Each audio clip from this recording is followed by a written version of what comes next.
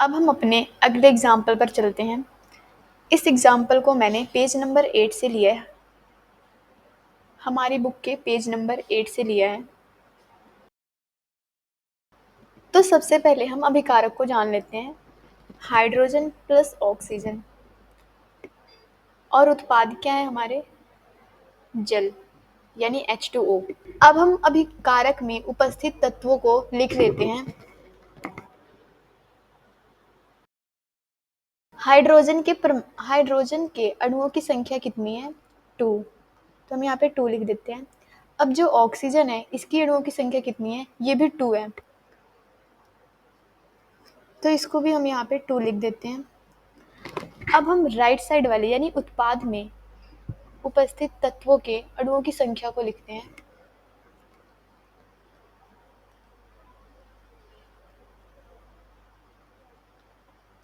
Hydrogen के अणु कितने हैं, 2, और ऑक्सीजन के अणु एक ही हैं, तो हम यहाँ पे एक ही लिख देते हैं।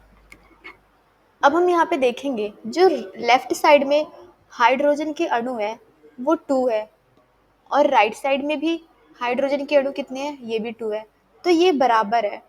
ठीक ऐसे ही जो ऑक्सीजन के अणु हैं वो कितने हैं, लेफ्ट साइड में 2 है और राइट साइड में 1 है, तो ये बराबर नहीं है।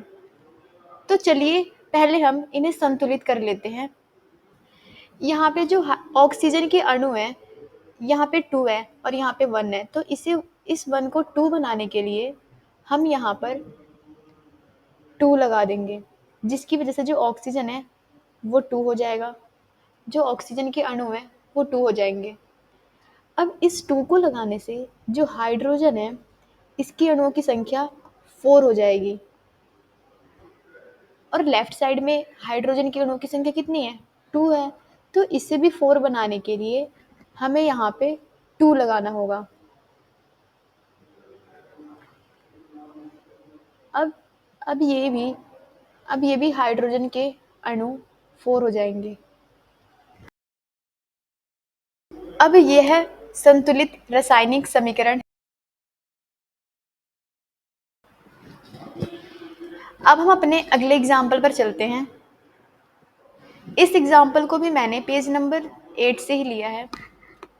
तो यहाँ पे हम अभिकारक देख लेते हैं, अभिकारक क्या है, मीथेन प्लस ऑक्सीजन, और उत्पाद क्या क्या है यहाँ पे, कार्बन डाइऑक्साइड और साथ में जल यानी H2O। अब हम अभिकारक में उपस्थित तत्वों को लिख लेते हैं और उनके अणुओं की संख्या को।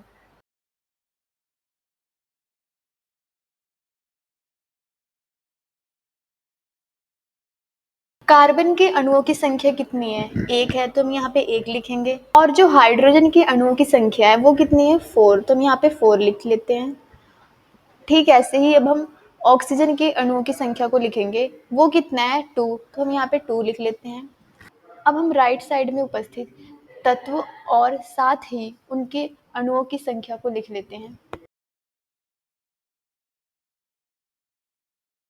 कार्बन के अणुओं की संख्या कितनी है, 1, तो हम यहाँ पे 1 लिख लेते हैं, और ऑक्सीजन के अणुओं की संख्या कितनी है, 3, 2 यहाँ पे ऑक्सीजन के अणुओं की संख्या है और 1 यहाँ पे, तो ये कितने हो गए, 3।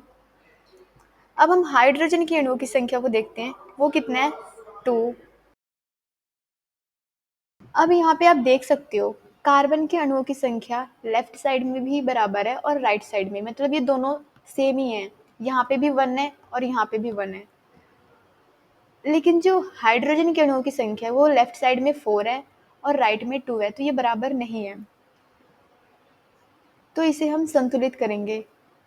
और ठीक ऐसे ही जो ऑक्सीजन लेफ्ट साइड में है उसकी अणुओं की संख्या 2 है, और राइट वाले साइड में ऑक्सीजन के अणुओं की संख्या 3 है, तो ये बराबर नहीं है, इसको भी हम संतुलित करेंगे। तो चलिए अब हम इस समीकरण को संतुलित करते हैं। तो पहले हम हाइड्रोजन से शुरू करते हैं। इस 2 को 4 बनाने के लिए हमें यहाँ पर 2 लगाना होगा, जिसकी वजह से जो ये हाइड्रोजन के अणुओं की संख्या 2 है ये 4 हो जाएगा। और ये 2 क्या दर्शाता है कि जो ऑक्सीजन के अणु है ये भी 2 हो जाएंगे। यानी कि 2 यहाँ पे ऑक्सीजन के अणु और 2 यहाँ पे, तो ये कितना हो गया 4। अब हम लेफ्ट साइड में उपस्थित ऑक्सीजन के अणु को देखेंगे, तो यहाँ पे जो ऑक्सीजन के अणु है वो 2 है और इस साइड में तो 4 है। इसको भी हम संतुलित करेंगे। इसको संतुलित करने के लिए हम यहाँ पे 2 लगा देंगे, जिसकी वजह से जो ऑक्सीजन के अणु हैं वो 4 हो जाएगा। अब यह संतुलित रासायनिक समीकरण बन चुका है।